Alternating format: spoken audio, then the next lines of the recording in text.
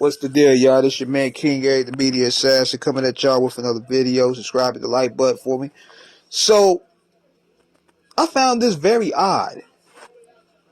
I was sitting back and I was like, let me go ahead and listen to some of Mobb Deep's albums. And I also went to go see if Prodigy solo joints was up there. I go on Spotify and I don't see none of his albums. The Hilligan Dialect is not up there. The Bumpy Johnson album. The H&IC album, not 1, 2, or 3. Albert Einstein. None of his stuff is up there, man. And it just goes to show you, man, that you gotta own your content. You gotta own these physicals, man, because this is the type of stuff that happens with streaming.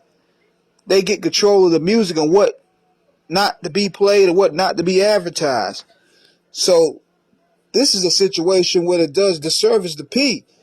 And for what I'm reading, and big shout out to the collie on this one, this cat that goes by the name of the Dark Knight, he claimed that the Albert Einstein could be streaming if Prodigy's family and the state was okay with it, but they aren't.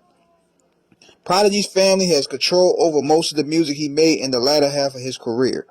So I'm reading some other posts. They got the Product in 80s up there. That's in Return of the Mac, but those are most likely collaboration albums.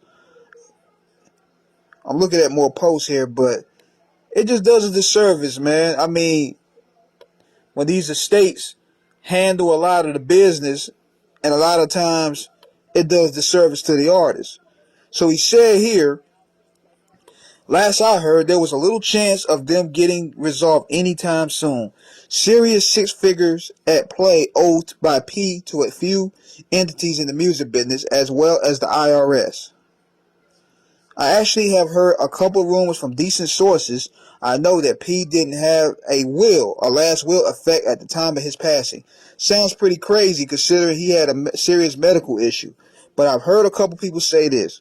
But there is no doubt that his finances were in major disarray. At least on the music front, I've also heard that there's a disagreement on the amount that he's owed to begin with.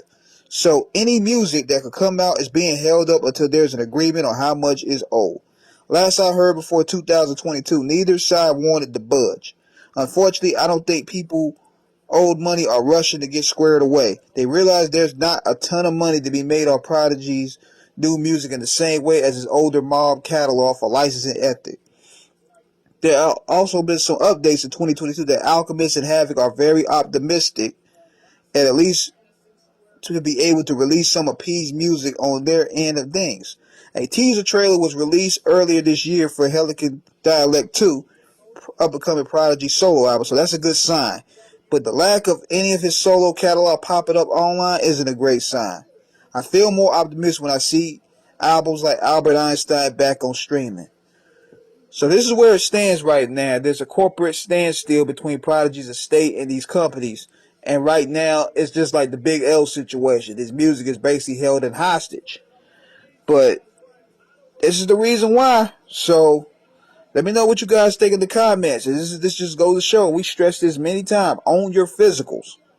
So this is King Eric signing out. Let me know what you guys think. Holla.